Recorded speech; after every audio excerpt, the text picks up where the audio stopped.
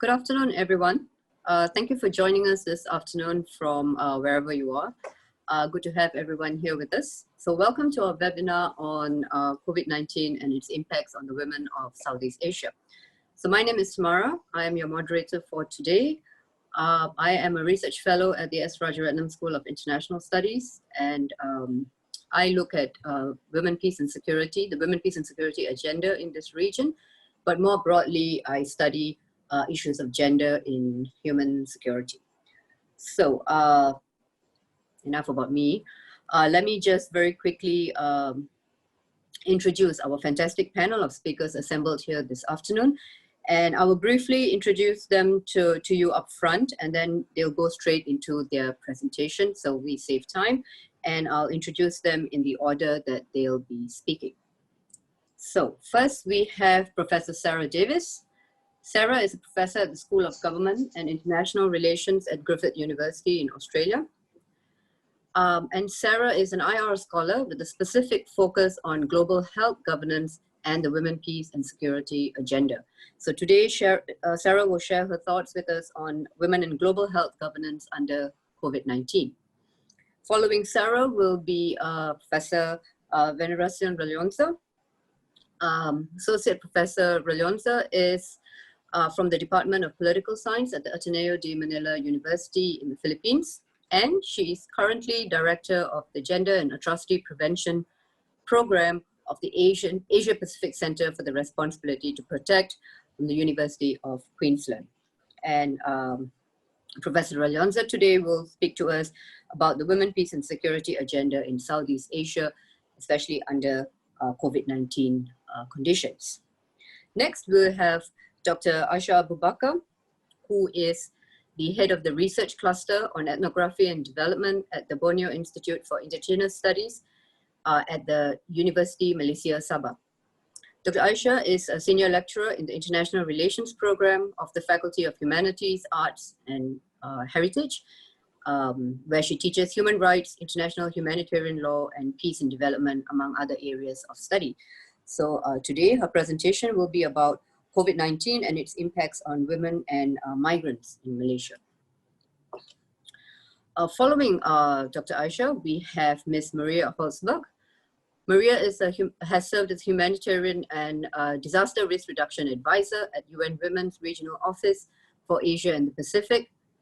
During the COVID pandemic, during this time, Maria also serves as the COVID coordinator for the UN Women's Regional Office.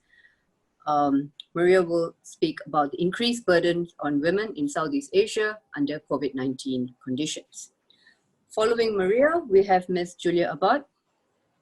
And Julia has about 20 years of experience working in the fields of politics, public policy, and social development. At present, Julia is the Executive Director of the Philippines Bureau Coalition for Women Empowerment, which advocates for the increased participation and advancement of women in the workplace. Julia will take us through female migrant workers and economic security under COVID-19 today. And last but not least, we have Dr. Serina, Rahman, who is a visiting fellow in the Malaysia program at the ISEAS-Yusof Institute in Singapore. Serina conducts research in the fields of sustainable development, environmental anthropology, and the economics of the environment. Serina will speak on women and poverty in Southeast Asia, and especially how that plays out during this time of COVID-19. Okay, now before I start, just a quick note to all our participants. During our Q&A session, may I kindly request that the questions be kept short and as concise as possible, and do indicate who you're addressing the questions to, or whether you would like the whole panel to take your question. And I also kindly request that you post the questions on the chat function. And I apologize upfront as well that we may not be able to take all the questions during the session, given the time constraint. But we will be collating all your questions for the speakers to respond to them offline. And we are hoping to send their responses to all participants at a later date. So without further ado, I would like to hand over to Sara to get us started for this afternoon. Sara, if you please. Thank you so much. And I really would like to sincerely thank everyone for coming together to do this talk this afternoon. And of course, to our organisers for this opportunity to present. I'd also like to acknowledge the land of the Turrbal people on which I'm standing here today and pay my respects to their elders past and present. So I've been asked today to talk about women in governance under COVID-19. And I think what's really important to identify is that a pandemic such as this is not a gender neutral occurrence. Health emergencies such as COVID-19 and our policy responses to them can in fact exacerbate gender inequality, or have opportunities to meaningfully include women's representation in response to this outbreak. And we incorporate gender analysis into the outbreak response. And in particular, we consider the primary and secondary effects related to this outbreak in terms of sex and gender. First, I want to talk about representation. So I think what's really important here is to think about who is making decisions about lockdown, economic stimulus, and our policy responses to try and flatten the curve. In the healthcare sector, as in politics and business, in the military, we're still in a situation where men dominate the leadership space. A quarter of the world's senior health positions are filled by women. That's despite the fact that women constitute 70% of workers in the healthcare sector globally. This year, we have 20 countries with women as heads of state, but only 14 countries have at least half of their cabinet ministers' positions represented by women. Globally, 25% of our representatives in national parliaments are women. So right now, when we're talking about COVID-19 emergency laws, task force commitments, these are male-dominated spaces. And so it's really important to think about the consequence that that may have in terms of the decisions that are being made, the types of responses that are being created, and to be asking more urgently, where are the women?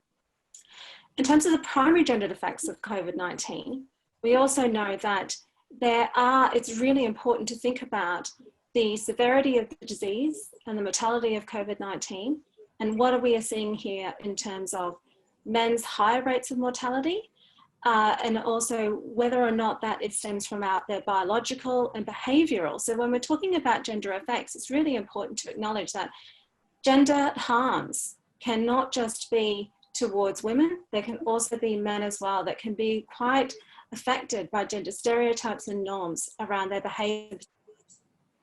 So there's a lot of discussion at the moment in the case of COVID-19 that there may indeed be biological differences that are determining men and women's immune response to the virus. But we also know from the research to date that there are behavioural activities that are affecting men's vulnerability. Smoking, a higher lack of hand washing, delay to also be possibly contributing to men at greater risk. Concerns about how men and women treat and understand the requirements on lockdown and social distancing. And then we all have intersectional inequalities that we need to consider in this moment.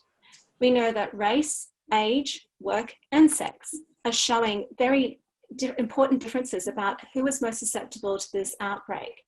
So even though we're noting that men seem to be more likely to die from the virus, we also need to consider the fact that 70% of women are in healthcare working positions. If we look at some of the countries that have had the highest rates of infections, such as Spain and the United States, the share of female workers being infected with the virus is in some cases 75%. So it's important to break down as well these primary gendered effects. We also know that race is a big determining factor here as well at the moment. There seems to be high COVID death rates for Black and Hispanic people compared to white and Asian people, irrespective of sex. And indeed, if in the few countries, there's about 47 countries where we have sex disaggregated data, we see that there are significant differences here. Black women are 4.3 times more likely than white women to die due to COVID-19 in the United Kingdom. So it's important to pay attention here to the intersectional inequalities as well, the economic and social and racial inequalities that may be affecting who is most likely to be affected by clustered outbreaks, who's living in cramped living conditions. Then it's important to think about the secondary gender effects of this outbreak. There are people who are going to be speaking after me about the specific to COVID-19.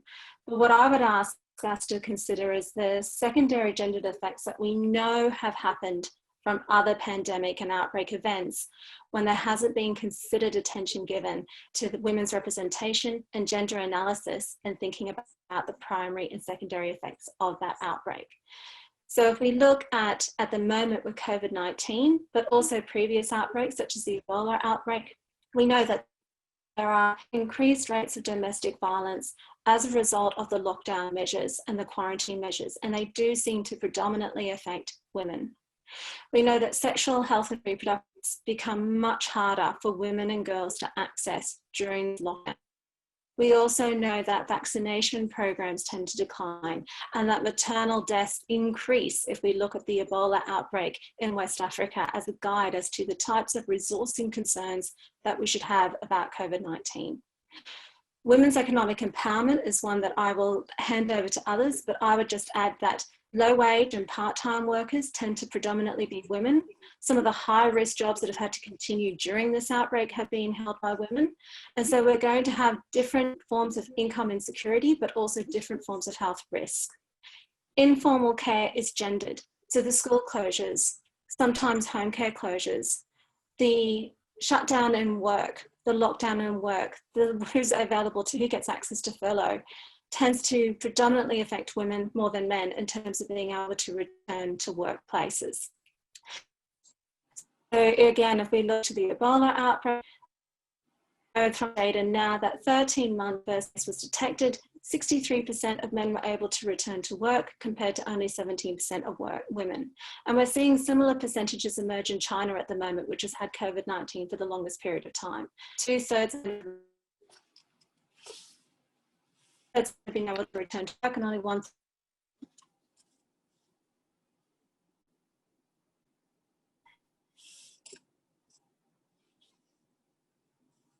So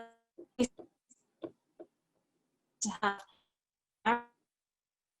after these events, and girls were less likely to return to school than boys during these outbreaks. So these are just some thoughts that I want us to have in mind when thinking about gender analysis into the COVID-19 response, and also thinking about the importance of representation and policy and economic responses to this outbreak. Thank you. Thank you, Sarah. Can we hear from Benny, please? Thank you very much. Can you hear me? Yes. All right.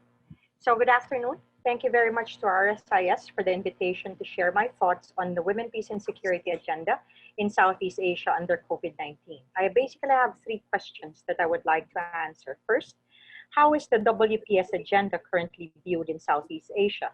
In November 2017, on the occasion of the Philippine chairship of the ASEAN, the joint statement on promoting women, peace and security in the ASEAN was signed. This was the very first regional document specific to women, peace and security, or WPS, from the ASEAN, and may very well be the ushering in the gradual institutionalization in this body. The following year saw the conduct of several WPS activities, such as the presentation of the multi-year program of the implementation of WPS agenda in the ASEAN 2019 to 2021 during the 17th ACWC meeting and the 5th ACWC-ACW meetings in October 2018, the holding of the symposium on the establishment of the ASEAN Women Peace Registry in December 2018, and the issuance of the joint statement on promoting women, peace and security agenda in the ASEAN Regional Forum in August 2019. A month later, in September 2019, the Philippine Commission on Women, as the national focal point for the ACWC, spearheaded the Senior Officials Conference on Gender Mainstreaming in the ASEAN Political and Security Community, or APSC, sectoral bodies.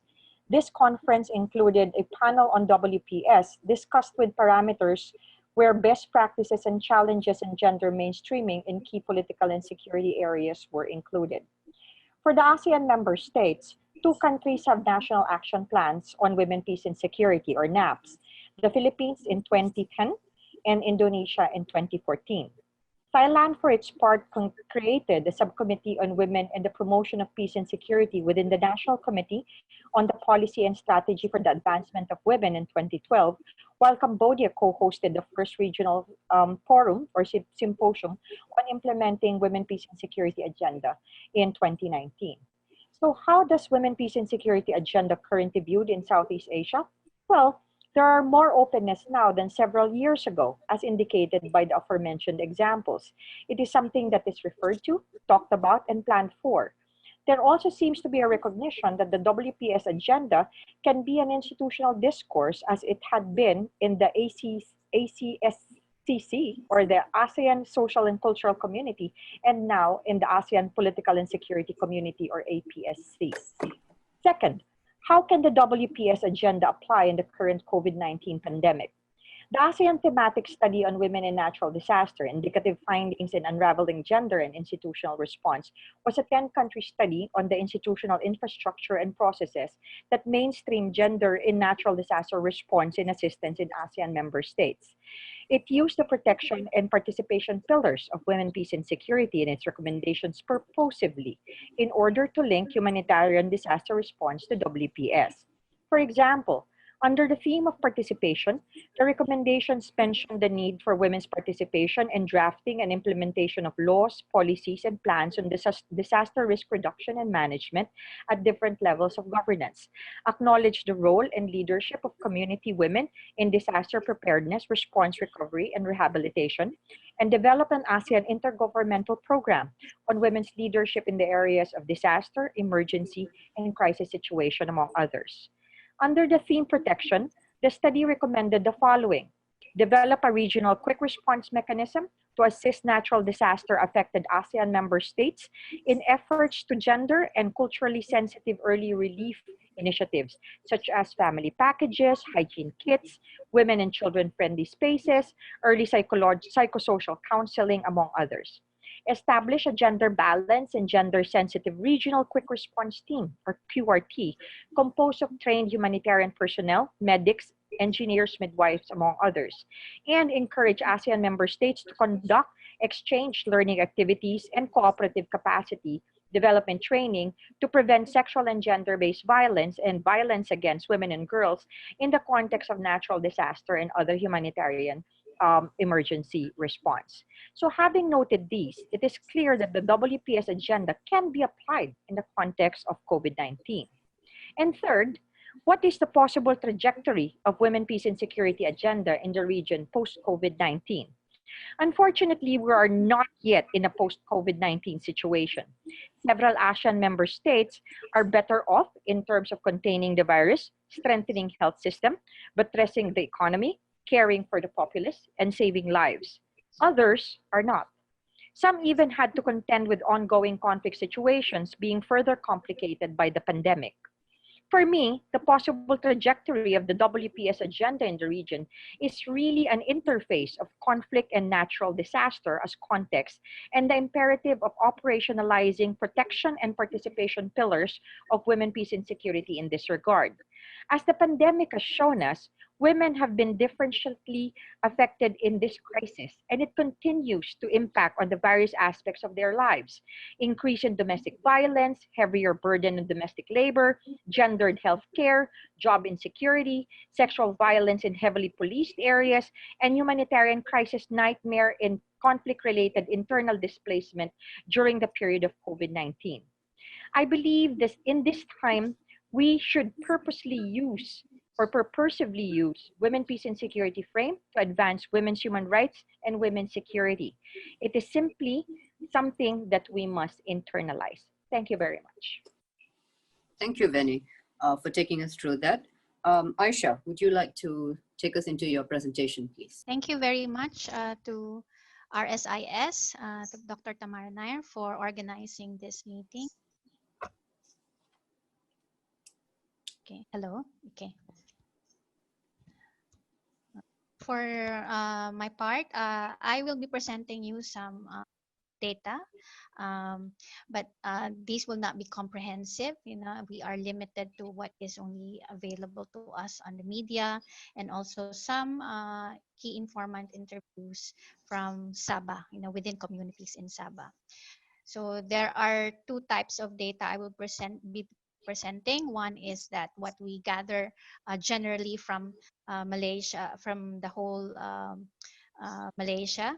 And here we have the updated statistics of confirmed COVID cases that we have now.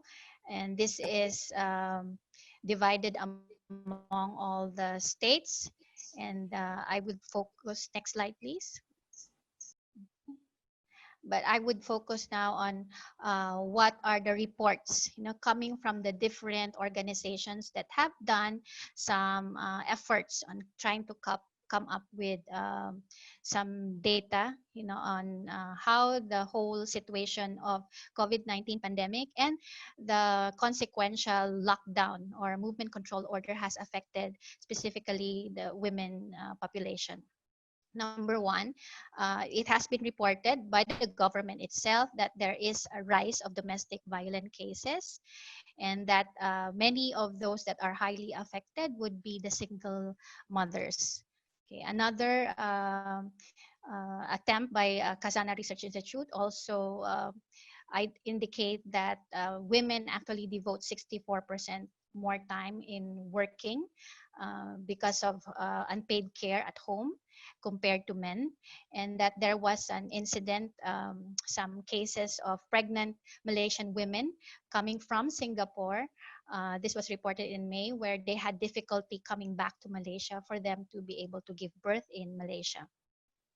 Another is that there is also an observation that women below the age of 35 had higher levels of negative emotions as compared to others, and that there is also an indication of severe depression, anxiety, and stress.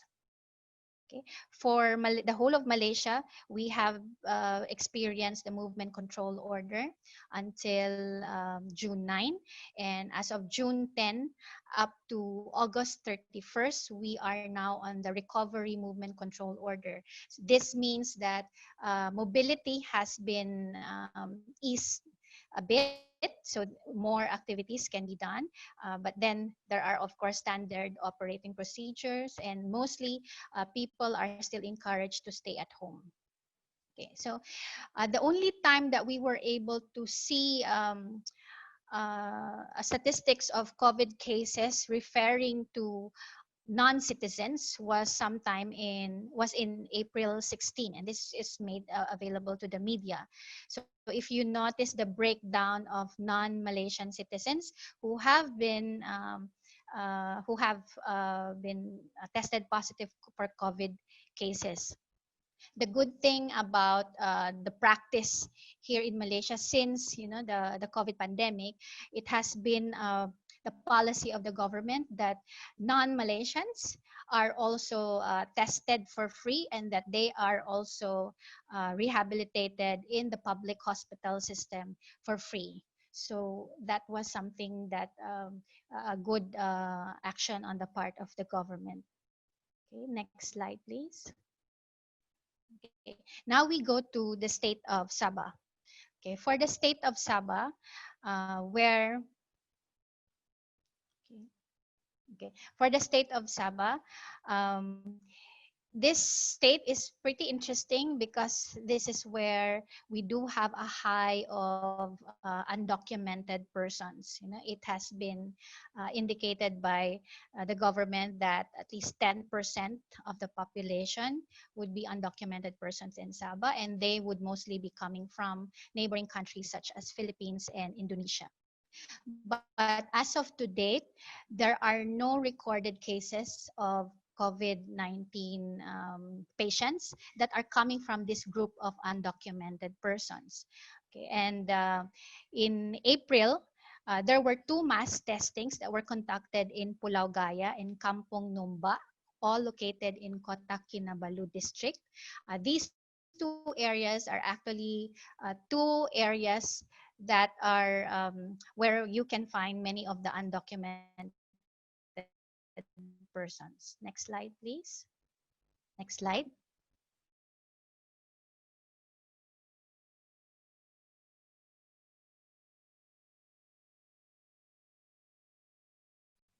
Next slide. Stop. Okay. Okay, can we go to the earlier slide? Okay. So as of June 10th, okay, we go to the earlier slide, June 10th. Okay, in Sabah, we have a total, during that time, we have a total of 355 cases. Can we go to the other slide? And the only time that we have, we were able to get a distribution, a gender distribution of these 355 cases, where it states also where these non-citizens are coming from. So the cases of non-Malaysian citizens would be in Sabah, would be coming from Pakistan, Philippines, and Indonesia. Okay, next slide. In terms of gender distribution, 37% of the population of those who have COVID-19 cases are females, while 63% are those of males. Okay. Next slide. Okay. I've already mentioned that we are now in the recovery period for COVID. And some of the economic packages that the government organized are the following, like there was a Hasana special grant, supposedly an economic support accessible to many of the NGOs throughout Malaysia, which the government also said it can be used for refugees and other vulnerable groups such as undocumented persons.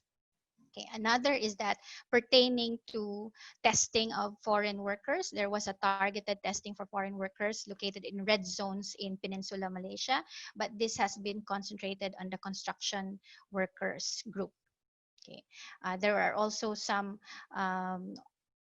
efforts from the government to help monetarily to households with income below 3,000 and other groups, and they receive, and this would include single parents, and they received a one-off package of 1,600 ringgit. Next slide, please.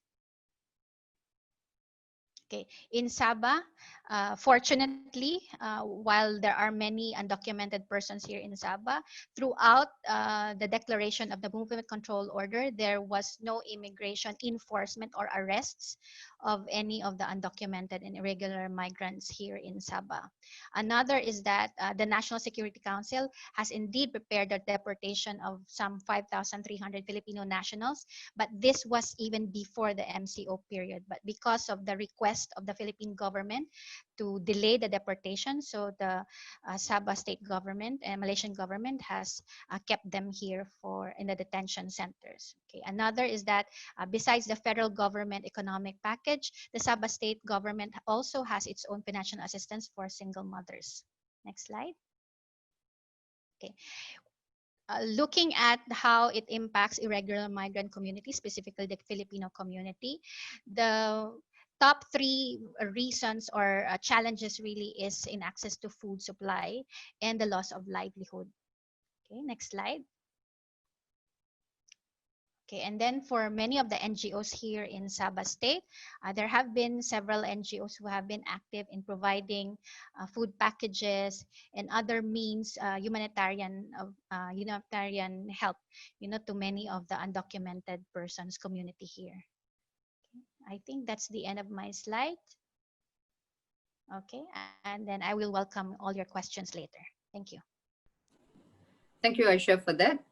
Can we just move on to Ms. Maria Holtsberg, please? Next. Maria, if you will. Thank you so much, and thank you for to the previous speakers for their very interesting presentations. On behalf of UN Women, I'm very, very happy to be here to be able to participate in this distinguished panel. So it's now 167 days since the first case was reported in Wuhan, and since we were all alerted on what this is meaning, both from working in the lockdown context, like this meeting is about, since we're all on Zoom, but also what many of us, what the gendered impact of the crisis acutely visible in the very first days. So many things were not known in the beginning when our UN Women China office alerted us of this, but what was known and what is known is that this crisis would have clear implications on the lives of women and girls, and we've already heard evidence of this from previous speakers. In April, I think about 2 weeks after COVID-19 was declared a pandemic, our regional office for Asia and Pacific, we rolled out rapid assessment surveys to quickly try to capture the gendered consequences across the region. So the surveys have been distributed to millions of people and are showing how men and women are experiencing the effects of the pandemic differently. And here I will echo what some of our speakers have already mentioned. I will provide here an overview of what we learned through these and through some of socioeconomic assessment. And this is really reinforcing what colleagues have already mentioned. To start off, I would like to emphasize that the response to coronavirus is a reminder of the essential contribution of women at all levels. And this is including as frontline responders, health professionals, community volunteers, transport and logistics managers, scientists, doctors, vaccine developers, and more. So I'm going to raise 4 points. One of them centered on the issue of unpaid work, which was already addressed today. Economic impact, the health consequences, and most importantly, perhaps gender-based violence. And this will all be kind of illustrating on the burden of women in addressing the the COVID-19. So to start, we can see, and it was probably assumed, that COVID-19 has increased burden of unpaid care and domestic work. So as referenced before, we know that globally women do 3 times as much unpaid care work as men. And when the health systems are overloaded, the greater burden is placed on care in the home, and then that lands on women. So the data that we have shows that women are more likely to see an increase in both unpaid domestic and unpaid care work since the spread of COVID-19. They are also more likely than men to say that they are in charge of 3 key activities, and that is unpaid childcare, unpaid adult care, and unpaid domestic work. So what we see is that men are helping out more in the household, but their focus is on shopping for the household, making repairs, and playing with children, for instance. So overall, this is less time consuming than those 3 structures I mentioned before. Want to emphasize that women's unpaid care work has immense economic value. In Asia Pacific, women's unpaid care work is estimated to equate at $3.8 trillion US. And given the current strain on health systems, women's devalued and often neglected role in unpaid care work has become an integral part in responding to the pandemic for UN Women. You will hear a lot of UN Women people speaking about unpaid care work because we really want to highlight that this needs to be part of a broader shift. The second thing I wanted to share out of 4 is that women are hit harder by the economic impacts, such as those that COVID-19 is driving. And this relates to the economic burden on women. We are seeing that women and girls, they're generally earning less. They are saving less, and they're holding insecure jobs, or they're living close to poverty. So this is before COVID-19. Economic recovery measures need to integrate approaches that respond to those that are feeling the greatest economic impact.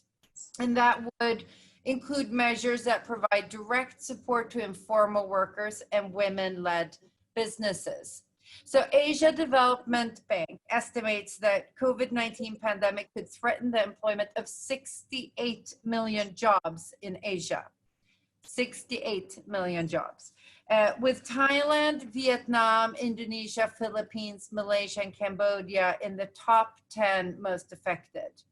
So women are disproportionately concentrated in the sectors hardest hit economically by the outbreak. So that would be manufacturing, tourism, and hospitality, retail, and service industries. These women are also in the informal sector and without proper contracts or protection. We have surveys, but I will also move on to the third point of 4. Some of the health impacts, which increases the burden of women. So early reports, and we saw from Malaysia, that men are dying or more men are dying as a result of COVID-19. But the health of women is adversely impacted through the reallocation of resources and priorities, including sexual reproductive health services.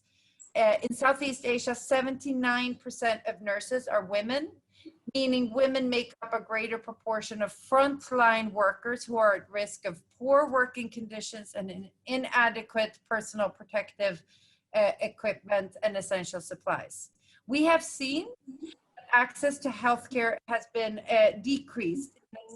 There's been a significant decrease in the number of service delivery points and substantial scale down of available sexual reproductive health services. We're also seeing that women are experiencing increasing barriers in accessing healthcare, including access to medical supplies, transportation, and doing regular health routine checkups.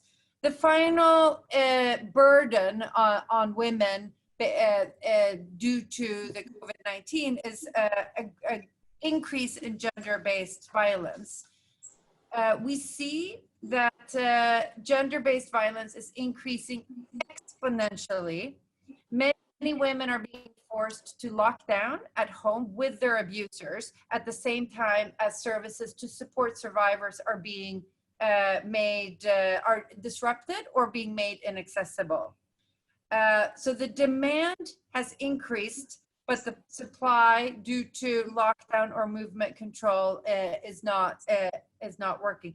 Hotlines for victims of domestic violence in Malaysia reported a 57% increase in calls at the same time as orders aimed at controlling movement were in effect. So this was the example that came from the previous speaker. Also in Singapore, the Aware Women's Helpline has seen a 33% increase in February over calls received in the same month last year. Also in Jakarta, the Jakarta Legal Aid Foundation recorded a tripling of reported cases after lockdown. The evidence is clear. Violence has increased, and GBV response services need to be prioritized in country response plan and recognized as life-saving and essential. So to close, we know that women are not only hardest hit by this pandemic, but they're also the backbone of the recovery, and they are playing a disproportionate role in responding to the pandemic because they are the frontline healthcare workers and carers at home. They're also contributing as community leaders and mobilizers. And the unwavering support of women in response to COVID is a reminder of the essential contribution that women on all levels of society, regardless of the personal consequences, play. It is imperative that within response to COVID, that the gender inequalities are addressed so that the crisis does not further perpetuate and reinforce the socioeconomic deprivation of women. So supporting women by putting them at the center of economies will drive better outcomes for all and support of a more rapid recovery. Thank you. Thank you so much, Maria, for that. Can we hear from Julia, please? Go ahead, Julia. Hi, thank you, Tamara, and thank you to RSIS for the opportunity to share our thoughts with you today. So the Philippine Business Coalition for Women Empowerment really deals with the situation of working women. So I will go through working women in the Philippines, what their situation is. We'll also talk about the situation of women migrant workers and how both have been affected by the COVID-19 crisis. So just a quick background on who we are. The Philippine Business Coalition for Women Empowerment is a 2-year-old organization, which is a partnership between the Philippine Women's Economic Network and the Investing in Women initiative of the Australian government. We work with influential employers in the Philippines in the hopes of setting examples and trends to influence networks, peers, and suppliers that in order to attract and retain the best talent, diverse workplaces is the way to go. PBC is of the belief that companies that pursue workplace gender equality gives them a competitive edge in terms of attracting and sustaining the best talent in the market. As I mentioned, we're part of a larger project funded by the Australian government, and we that operates in Vietnam, Indonesia, Myanmar, and of course the Philippines. So you might ask, why women's economic empowerment and gender equality, and why the Philippines?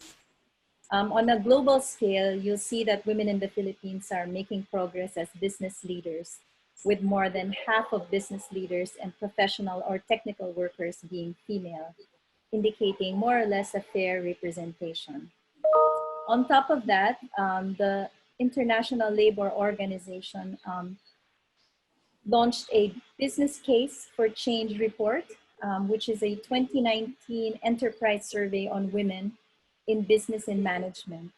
This global survey draws on almost 13,000 businesses in 70 countries with 389 Philippine company respondents.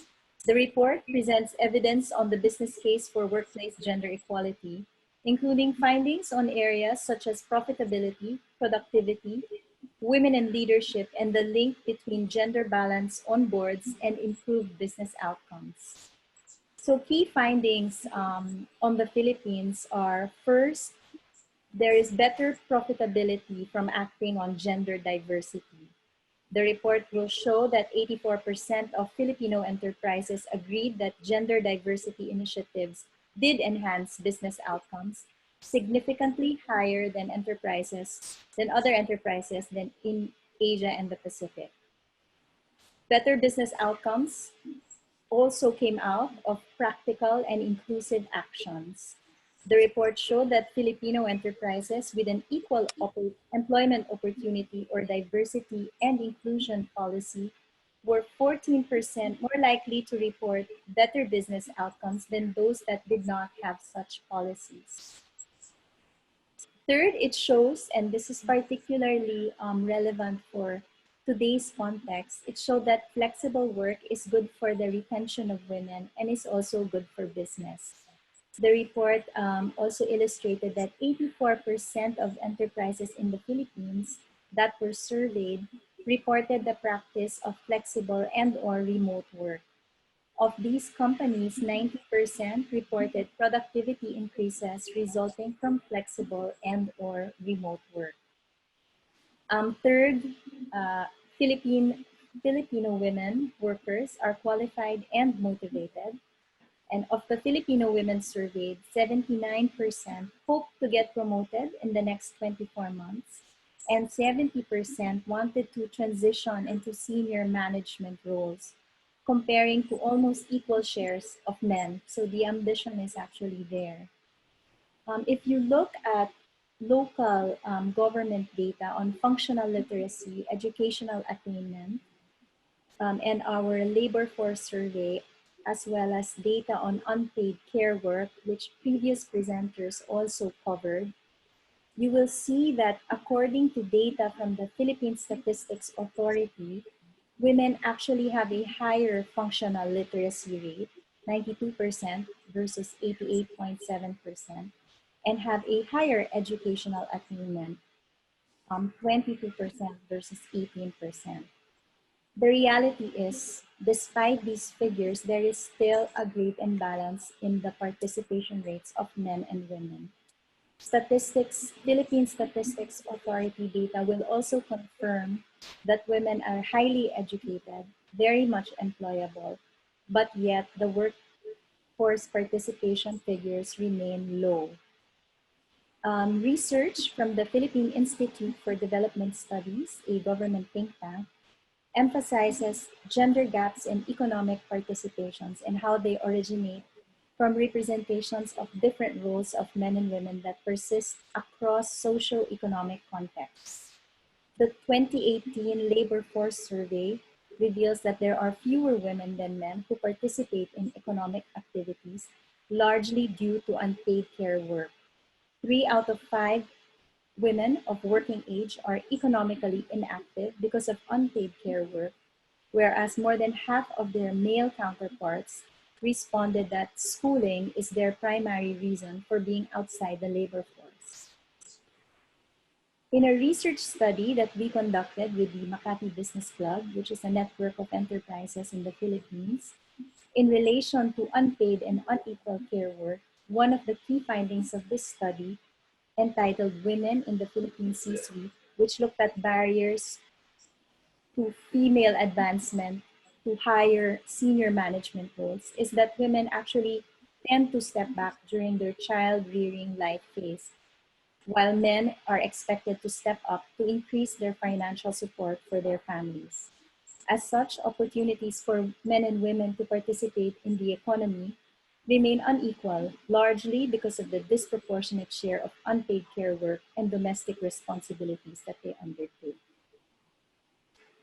To add to this, key findings from the Social Norms, Attitudes, and Practices Survey, which is deployed by Investing in Women, also provided the following information about women in the Philippine workplace. First is that women's professional ambitions are quite similar to men, as we discussed earlier. Second is that the main reason why women work is to gain economic independence. And third is that women continue to encounter discriminatory attitudes and practices in their workplaces. In 2020, the Philippines slipped from 8th to 16th place in the World Economic Forum's Global Gender Gap Report, after enjoying years as the only ASEAN country in the top 10. The ranking drop was attributed to a wider gap in political participation and political empowerment. So as you can see, despite many advances in terms of workplace gender equality and gender equality in general in the Philippines, there is still a lot of work to be done. On the issue of female migrant workers, in the Philippines, as you might know, our overseas migrant laborers are a vital pillar to our country's economy. Last year, remittances were at a record high of $33.9 billion, equivalent to about 10% of the Philippines' GDP. According to a 2019 survey on overseas Filipinos conducted by the Philippine Statistics Authority, the proportion of female migrant workers at 56% is higher than male migrant workers at 44%. Women have long been part of migratory flows, and in recent years, they have been increasingly visible as economic providers for families. With the ongoing pandemic, the ILO reports that nearly 1.25 billion people, representing 38% of the global workforce, are at risk of workforce displacement. High proportions of women migrant workers are in informal employment, particularly in the low and middle income ASEAN countries. We note that Filipino workers are largely involved in service and care industries adversely affected by the COVID-19 pandemic and the policies that governments have employed to stem its spread.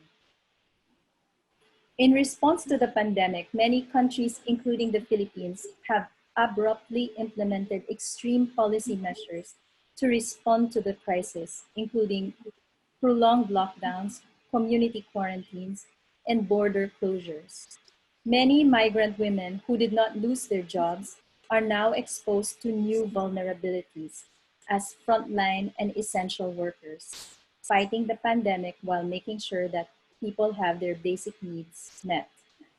Women migrant workers, especially those engaged in domestic and care work, have called attention to the adverse impact of increasingly unpredictable travel restrictions on their employment, with strong financial implications and ability to support their families.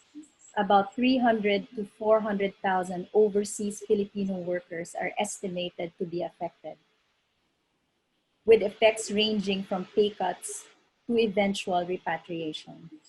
In the Philippines, recent reports went viral about hundreds of stranded workers occupying and taking shelter outside Manila's International Airport after their flights going back home to their provinces were canceled. The absence of institutionalized social amelioration programs was both highlighted by and further exacerbated their ordeal. ILO also reports increasing narratives blaming outsiders for bringing the virus into countries, further aggravating the discrimination that women migrant workers already face. While women migrant workers strive to protect their livelihoods and their health, COVID-19 has presented them with a crisis compounded by detrimental impacts on freedom from violence and harassment, employment, income, social protection, access to basic services, and access to justice. As we close, we would like to emphasize the role that gender diversity can play as a core strategy to drive innovation and business competitiveness, as well as the critical role of active and visible leadership anchored on empathy and humility as we transition to a post-COVID-19 business setting. In an era of skill shortages, women represent a formidable but still largely underutilized talent pool for businesses. Companies who would like to be successful in the global economy should look into inclusion and gender diversity as key ingredients to their business recovery strategy. Policymakers need to initiate inclusive and thoughtful discussions on the reintegration of repatriated workers in the face of rising levels of unemployment, overstretched public funds, and other socio-economic factors. In a post-COVID-19 scenario, there is a need for countries to develop support mechanisms for female workers who have lost their jobs due to the crisis, including assistance in finding new employment and upskilling digital competencies. The government should ensure that all measures provided are developed and promoted through inclusive, consultative, and transparent processes. I'm sorry, Julia, we're just going a bit over time. Could we just round up? Yeah, this is my last sentence. Beyond these Okay. measures, the Philippine government should look at how to institutionalize social protection programs for overseas workers to avoid further knee-jerk policy reactions and safeguard them from future crises. Thank you. Sorry. Thank you very much. No worries. Thank you very much, Julia. Can we hear from Serina, please, next? Hi, good afternoon. Thank you, Tamara, for having me back at RSIS for about 10 minutes plus as part of this talk. I have very boring slides to show you, but it's mainly numbers. So we'll just go through the numbers really quickly on the slides, and I'll do the talking about the interesting stuff. Thank you, Joey. So just to get started, my area is on the economy, and a lot of it was actually mentioned by Julia earlier, as well as by some of the other speakers. But really the whole issue is that women in the Asia Pacific, but our focus of course is Southeast Asia, is that women, if they are employed, most of them are employed in micro enterprises and in SMEs. And when we come to SMEs, there's a huge range of definitions for SMEs. So there could be very small businesses where they only hire about 5 people. Or they could be the very big SMEs, which even those in this COVID time are also struggling. So what this means is that a lot of the women in Southeast Asia are in small businesses that will struggle in a time of crisis like this. According to the ILO, the informal economy is a major thing in Southeast Asia, and this has been seen. You can hear it from the other speakers. I've seen it on the ground. And for an Asia Pacific figure, we have 68% of people employed in the informal economy. So if you look at Vietnam, for example, just going beyond Malaysia, which will be my case study later, 69% of those working are in the informal economy. And if you compare rural and urban areas, rural employees in the informal economy are 2 times that of urban areas. And a lot of Southeast Asia is quite rural, with agriculture being one of the biggest hirers, employers for people working, and that is 94.7% of people in the informal economy. So in Southeast Asia, according to the ILO, women are more likely to be in the informal work, which means that they therefore suffer, as Julia has highlighted earlier, no legal protection, which means they can be terminated at any time. They suffer low pay, there's no health and safety requirements, they work in very difficult conditions. There is no social protection, so there's no insurance, there might be no healthcare, there's no forced savings like the CPF in Singapore, the EPF in Malaysia. And so without all of these fallbacks, there's nothing for them to hang on to if they are terminated without notice, or simply the business closes down because of this virus. And this is in addition to gender gap differences, which many people have already talked about, the entrenched gender roles which are expected of women, the lack of advancement, a lot of this also because of expected behaviors of women in a workplace, as well as the expectations of what they should be doing, usually the assumption that their place is in the home and not really in the office. This then affects decisions when it comes to whether to retain employees who are women as opposed to retaining employees who are men. Because then they'll say, oh, the women might be better off at home taking care of the family, especially since a lot of children are at home, and we should retain men in employment because they are the main breadwinner. Unfortunately for Southeast Asia, most single parent households are single mothers, and they might not necessarily be able to keep the jobs. So Joey, if you can go to the next slide, please. So we come to Malaysia then. And this is a case study that I can focus on because this is the area of my work.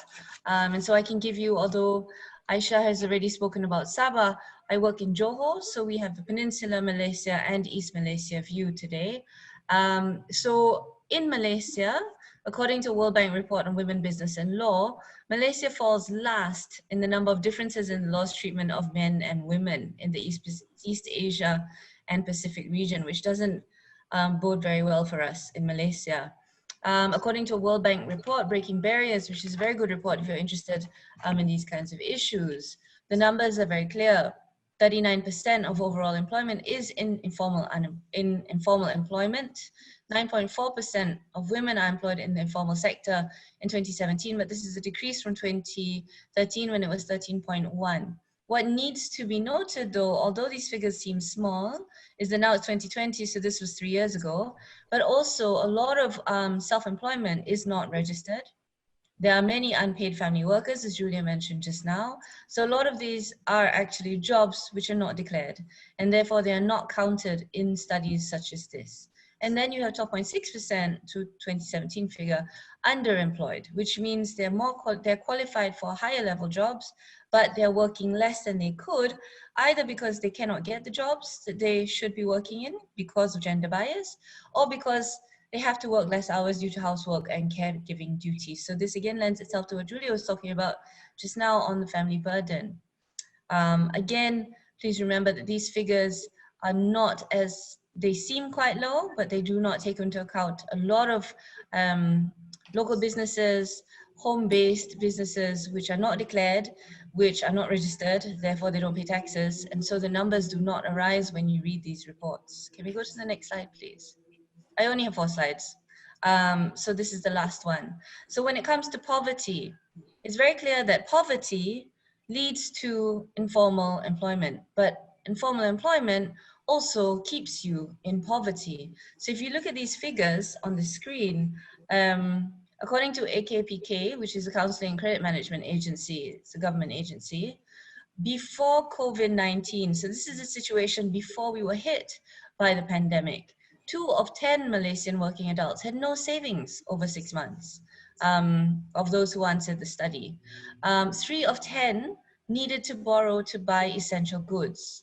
Of those who had household incomes of less than 2,000 ringgit, 94.8% of that money was spent on consumption items. And so the income left over before they paid tax and compulsory savings was 76 ringgit a month. So how much from that can they save really? And so before the virus, they only 5.37% had savings to cover 3 months' expenses. This was the situation before we got hit by the pandemic, which was already quite dire. The level of poverty in Malaysia varies depending on what level you put, the poverty level to, but it's always reported to be less than what it is on the ground. We also have many hardcore poor who earn less than 1,000 ringgit and they fall through the cracks. During the virus, the pandemic, the Malaysian Department of Statistics did a study specifically on COVID impacts. And they found that 82.7% of the employees who responded to the survey only had savings for 2 months. During the movement restriction orders, which meant we had a lot of restrictions during the pandemic. We're now in the recovery period. 46.6% lost their jobs, but even if they were employed, 19% faced an income reduction of more than 90%. 94.8% faced an income reduction overall. Now, having shown you the situation in terms of poverty, it needs to be noted that women in Malaysia are highly educated. They far outweigh the men when it comes to tertiary education. But again, because of gender roles, because of traditional expectations of women, they fall behind in terms of equal pay. They fall behind in terms of employment. Many tend to drop out of work during childbearing years. And again, there are many who, when they try to come back into earning an income while they have young children, a lot of it is not registered and unreported. A lot of it is online sales of home-cooked goods at home and this kind of thing, which do not get picked up in these kinds of surveys. So the numbers are far higher. What this means then is that with the virus in place, and all of the restrictions that we had, and some of these restrictions included not being able to move more than 10 kilometers from your house. The Ministry of Women and our, well, I guess you would call it Home Ministry, they declared that only the head of the household would be allowed out of the house to shop for goods, for example, and the assumption was that that was a man. And the women are to stay at home and speak to their husbands in Doraemon voices and wear lipstick if they're working from home. And I have somebody ringing my doorbell, just ignore that. Women work in, as Julia mentioned just now, factories, restaurants, tourism, etc. And these are the ones most impacted by the virus. And so they were the ones who lost their jobs and so suffered the most. We are now at day 5 of the recovery restrictions. And that's after 85 days of the main restriction where we were not allowed out. And so people have no more money to spend, even though we are in the recovery period, although they are looking for jobs. Again, who is hiring is the question, because a lot of the SMEs who are hiring women have shut down permanently. A lot of big hotels have shut down permanently because of the economic impact of the MCO. And women still have the burden of childcare because schools are not open.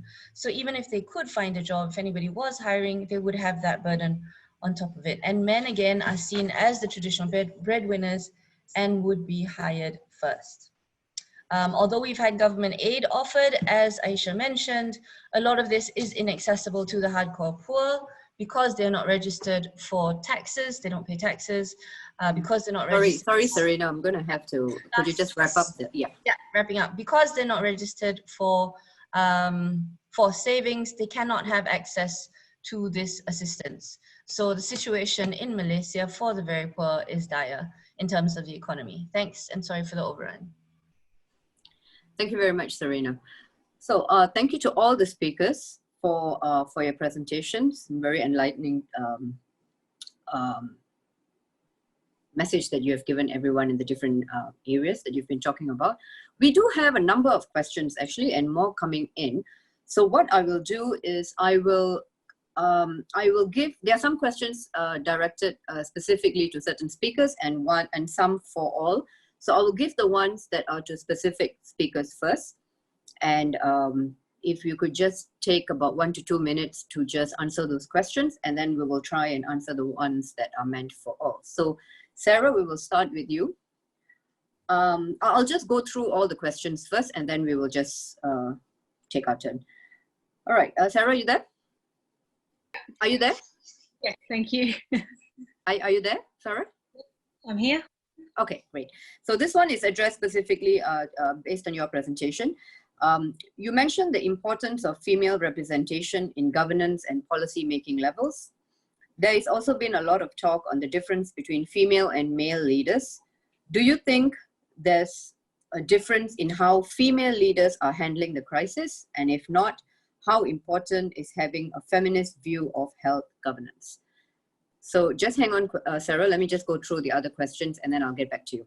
So that's for you. Ayesah, this one is for you.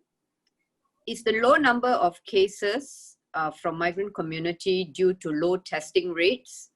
And how are the undocumented migrant workers being managed by the government? Okay, that's for Ayesah. And for Maria, have there been any policies aimed at looking at compensating the unpaid care work of women? So we will do this round first. There's 3 of you. Question, Tamara. Sure. Can you Sure. So Maria, this is for you. Have there been any policies aimed at looking at compensating the unpaid care work of women? So we will hear, is that okay? Yeah. Okay, so we will hear from Sarah, Ayesah, and Maria first. Please go ahead, Sarah. Thank you for the question.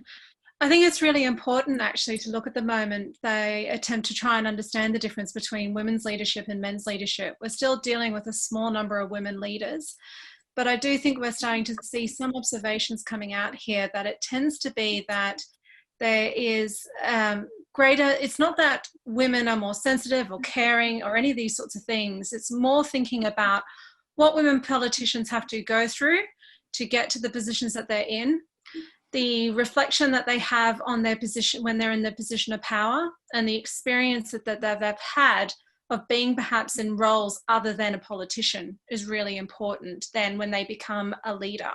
And so what we're seeing here is that there tends to be a commonality here where we're seeing there seems to be also political cultures and institutions where these women are in positions of power are also more receptive to different types of governance.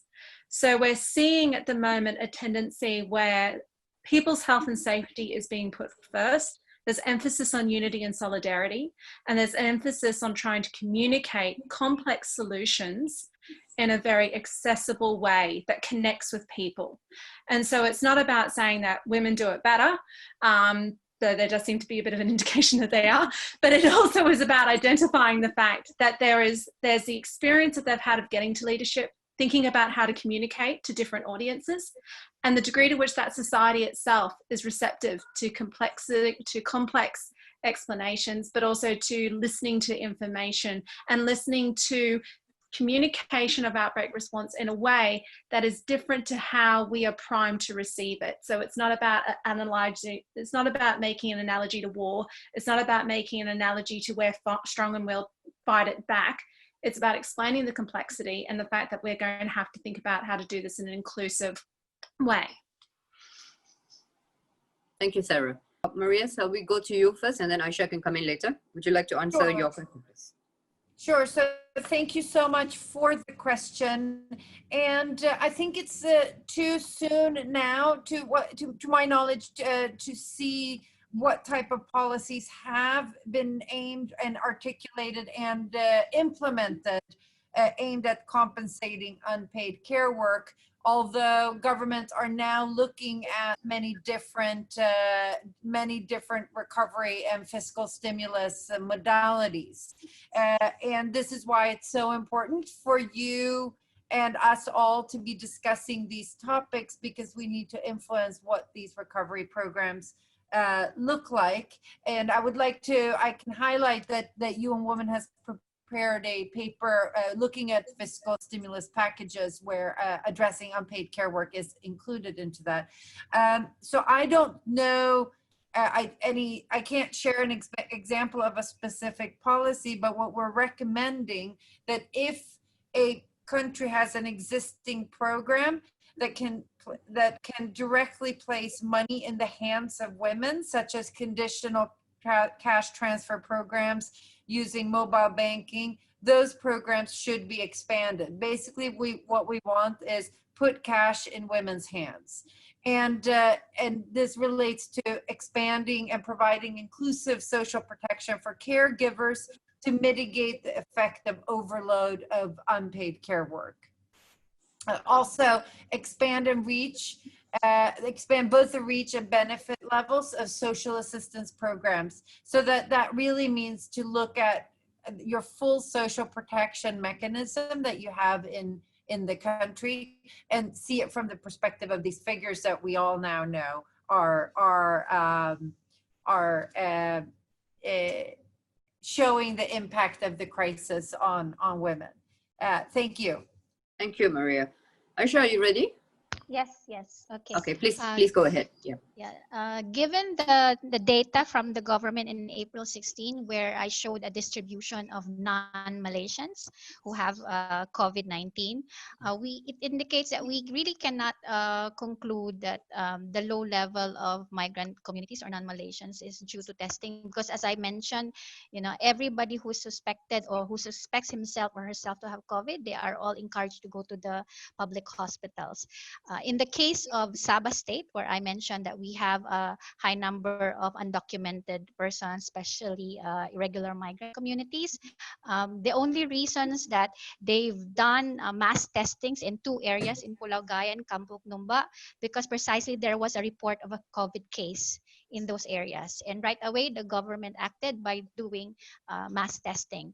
But in any case, wherever there is an indication of COVID-19 cases in this what you call informal settler communities, the government seems to act in that area right away, in doing mass testing. And I'd like also to note that if you also notice, earlier I've shown you a map of the areas in the whole state of Sabah.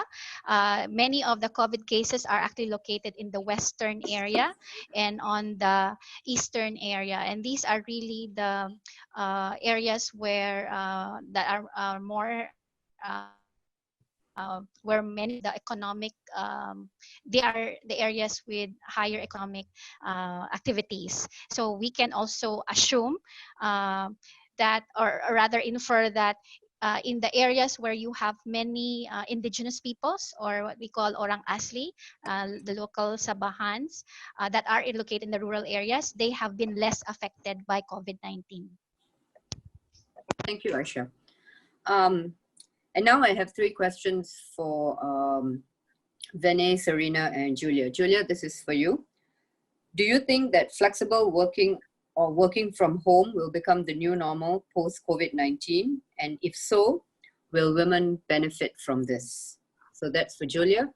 And for Serina, what do you think would be the broader consequence of COVID-19 on the overall status of women in Malaysia? And for Vene, regarding the Women, Peace and Security agenda, a lot of people can have some difficulty removing it from the conflict setting, from its provenance. So how receptive do you think this region, or the leaders of this region, or those looking at women, peace and security in this region, are comfortable moving the agenda from where it's initially placed to furthering it into natural hazards or pandemic preparedness? Can we start with Julia, please? Hi. So yes, definitely.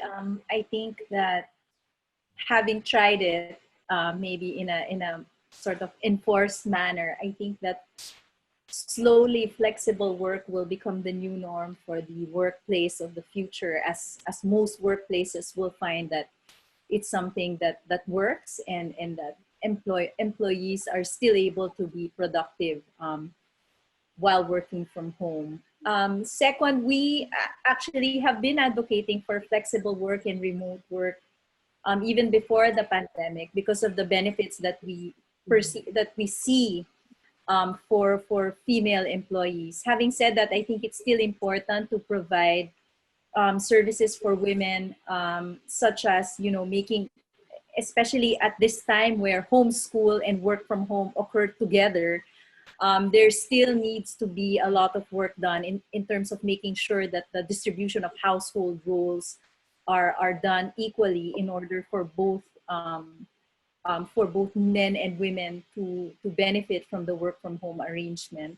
And also some form of sort of barriers, I guess, between the personal and the professional, just to address, I think, the mental health aspects of sort of working from home and not having a clear end and beginning to your day.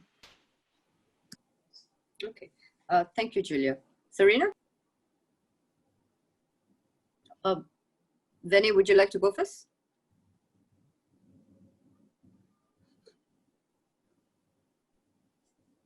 Okay. Do you want me to go first? Oh, is it Serina? Yeah. Sorry. Yes, go ahead. Go ahead, please. It's all right. No worries.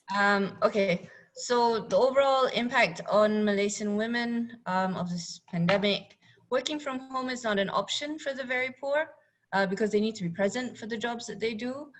Flexible hours would be great, but they would still have this extra burden. So I think women really will bear the brunt of the burden as a result of this virus, because not only will men struggle to earn an income when the economy is struggling, businesses are closing down, no matter what happens, the women have to find a way to put food on the table and keep the family together. So whether the man can get a job, whether there is a man to begin with that is reliable or exists at all, they will have to find a way. We have had a lot more incidents of single mothers being arrested for theft of simple things like Milo and bread and eggs. And so we expect that desperation will increase as jobs continue to be difficult to find. And because they're women, they will have little access to assistance, either because they don't know how to get it or because they are not the right gender to put themselves forward to get assistance, especially given political instability and the patriarchy that keeps control of the bureaucracy and access to assistance at government levels. Women don't necessarily know how to get there, the help. Yeah. Thank you, Serina. All right, can Benny? you hear me? Yeah, can you hear me? Yes, go ahead, Yeah, please. all right, fantastic. Well, prior to 2017, as I mentioned, you know, women, peace, and security has been, you know, very, very specific to armed conflict situations, and it has not been accepted insofar, probably as the APSC is concerned, or even the ICHR. You know, in that sense, it has always been seen as, oh no, we're not going to touch that because that's a conflict situation, and therefore that is against the principle of the sovereignty principle insofar as ASEAN is concerned. But that slowly changed.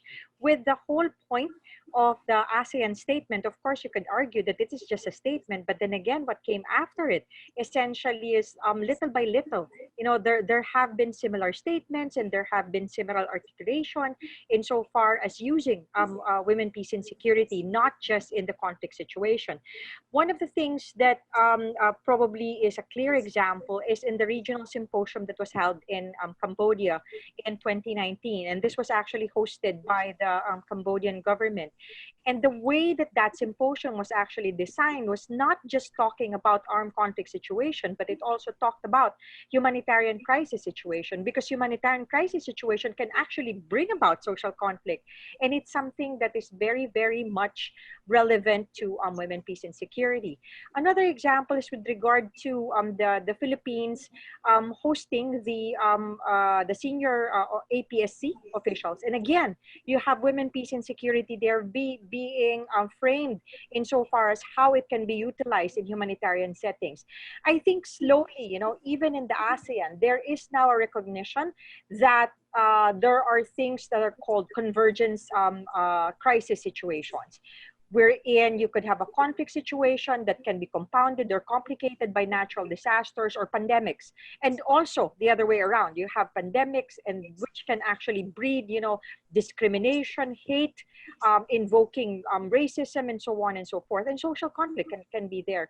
And in that sense, you have women, peace and security is very, very important. So how receptive is the ASEAN or even the region in this sense? At this point in time, that is actually the framework that is now available for us when we're talking about women, peace and security. The other one is CEDAW. Let us not forget. You have the CEDAW General Recommendation 30. And under that, you have both conflict situations as well as humanitarian disaster situations that are also included. So slowly, I think we are realizing that we have to be very clear and comprehensive and very strategic in the use of these framework. When we have WPS here, it doesn't mean that we have to silo it only on conflict situations. When we're talking about women, peace, and security, you're talking about even non-traditional security. You're talking about human security concerns. And that is something that we all have to understand. Thank you. Thank you so much, Penny. We have one question that's addressed to the whole panel. So I will read out the question, and we will just start with Sarah, Ayesah, Maria, in the same order, Julia, Serina, and then Benny. So the question is, given the kinds of issues faced by women during this COVID-19 period, can you identify 2 to 3 key policy imperatives that should be adopted or implemented at the national or even regional level? Sarah, are you ready to... Thank you. So one of the things that I think is really important is, and this couples with what Maria was talking about before, with thinking about introducing, feminist fiscal analysis. I think also one of the things that we've been promoting as part of a project that I'm working on with a Canadian research grant is introducing a gender matrix in the crisis response. So for us, what's been lacking in past outbreak events, as well as in the COVID outbreak event, has been a systematic gender analysis of how the outbreak is affecting on the ground women's experiences. So one of the and what gender effects are coming up within that country, because you cannot say that every country is going to necessarily have the same types of experiences in the first month or in the first 2 or in the first 3 months, because they're all going to be going through different phases of the experience. But introducing that idea of just normalizing a gender analysis into your framework response would be really important. So some of the things that we've been doing in our project that we've been talking about has been identifying how are the gendered effects at the healthcare level, the gendered effects in the legal space, the gendered effects in employment, and the gendered effects in terms of physical security. And we've been running this type of analysis with China, the United Kingdom, Canada and Hong Kong, so different countries with different types of situations. And what we're finding is that there are some very different types of levers that need to be introduced to assist particular populations at different phases of the outbreak. So it's not about everyone needs the same type of response at the same time. So one of the things that we have identified, and then I'll stop, is that access to internet is actually really important, but not all groups have the same types of issues around affordability and access. Some have blackout spots, some have cost affordability issues. The other thing that we've found is really important as well has been thinking about healthcare workers and in terms of their level of power and options to think about the way in which they participate in the vital response, but then the effect that that has then in terms of the caregiving situation that they have at home. And what we found in these different countries that we've been looking at is that there's been very different ways in which that's tried to be managed. And so there's a need to be thinking about building up more evidence in this area and then being able to introduce this type of analysis into the way in which we as nations think about responding to the second curve of heaven, sadly there is one, but also future pandemics, about normalizing that idea of gender analysis as part of the way in which we also think about outbreak response. Thank you, Sarah. Ayesah? Yes, okay. Thank you. I'd just like to reinforce Sarah's recommendation. Number one is that for us to be able to do that, an analysis according the impact on gender, it is really important that throughout the region, we encourage all governments to be transparent about data, sex disaggregated data, because it's something that across all the ASEAN countries, we don't have that luxury. Secondly, um, I would really want to see an ASEAN governments, if it's possible, very soon, that we encourage them, that we come up with a working framework in responding to the needs of migrant communities, women, not only women, but including the all migrant communities and indigenous peoples. Okay, so because to me, these are the three groups that are most vulnerable, and we would have to respond to it in a comprehensive way. You know, all the migrant women and indigenous peoples. And if we can come up with an ASEAN framework where we also encourage ASEAN to work together with the private sector, so we increase private sector participation, and of course all the civil society groups, the NGOs, and the international organizations. Thank you, Ayesah. Maria?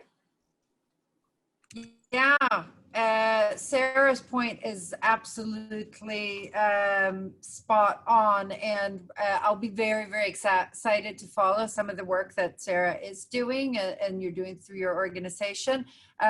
Very much stand behind the approach of really, I love how you were saying normalizing gender analysis in our recovery work, so that it's part and parcel. As gender actors, especially from the humanitarian space, we advocate this constantly, but if it is part and parcel of what our social protection programs look like, with targeted methodologies that would also address the sex, age, and disaggregated data, we would have stronger recovery programs. The other policy, I have two other policy points, and they don't seem to connect, but they do. I think it's any recovery needs to look at gender-based violence as an essential service. And domestic violence shelters are essential services, and resources need to be increased to them. That is a policy perspective that needs to be put in every policy, regardless of where they are in pandemic response, because this is the second pandemic. The third point I wanted to share is related to ASEAN and potentially using some of the opportunities that we have. So right now they're working on their ADMIR work plan, which is the disaster preparedness work plan, to use that opportunity to really build in stronger gender responsive measures at that stage of where you are developing the frameworks from the beginning. So those would be my three recommendations. Thank you so much. Thank you so much, Maria. Julia, if you will, please. Hi, so very quickly, I think we all agree recovery plans should be inclusive. Second, I think it's important for business to start looking at diversity as a key competitiveness strategy, as a way for business to recover and for businesses to get ahead of their peers. And third, as I mentioned earlier, I think it's very important to start looking at social safety nets for migrant workers coming back home, because this is not something that governments are prepared to deal with at the moment. Thank you. Thank you, Julia. Serina? Okay, mine's very specific to the ground. So it's gender-specific assistance and capacity building so that women can get back to business, literally. Micro-enterprise support, seed funding, credit, and loans, because those are very hard for women to get access to. Adding on to what Sarah said just now, in Malaysia, rural people struggle with phone and internet connection. This is the very basic of needs for them to survive in any kind of business. So support for that would be good. Equipment for them which they cannot afford to buy, but will help them set up business and be able to sustain themselves independently of men, whether they exist or not. Training for the digital economy or e-commerce, developing businesses that can be done at home, even as they are taking care of children and the elderly. If the government is able, then childcare and elder care assistance as well in the form of medicine, equipment, all of this adds to the burden of women. These are not things that are necessarily high on the list of men when they're looking for money to feed the children. And so the women tend to have to find this. So this kind of support from government policy or whatever would help. And then something that's not common in this kind of forum is really, we need to have cultural conditioning. And I've seen the Malaysian government do this a bit with terrorism, and they could also, if they want to, but then our government is full of men, so I'm not sure it will work, to have cultural conditioning in terms of the role of women and whether they, they deserve a place in the workforce, they deserve more respect as actual working employees, and to put that into the daily, dramas that everybody watches on TV, and to condition the population in that way, so that even as we try and support women with capacity building and finance, there is also a cultural conditioning where their role in society evolves a little bit. That takes a long time, but they're trying to do it now with terrorism awareness. So perhaps if our male-dominated government were to think of this, we might be able to change minds a little bit that way, hopefully, ideally. Thank you, Serina. And Benny. All right, I'm here. Oh, sorry. yes, there you go. Okay, no worries. The muting thing. All righty. Well, apart from the mandatory, or the gender analysis is really the most important thing, and part of it is essentially how are you going to put forward what are the appropriate strategies insofar as genders are actually concerned. But apart from that, it's very important to also realize women's participation, and that has not really been a practice, primarily because most of the governments, particularly in the ASEAN, are actually male-dominated, as has been mentioned. And of course, if you have a male-dominated leadership, the whole idea is you will also have a male kind of policy and mindset. And you now essentially have the invisibility or even disregard insofar as women is actually concerned. That's why they were saying that one of the hidden pandemics of this pandemic is actually violence against women, in the women's invisibility, whether it is in economy, political space, and so on and so forth.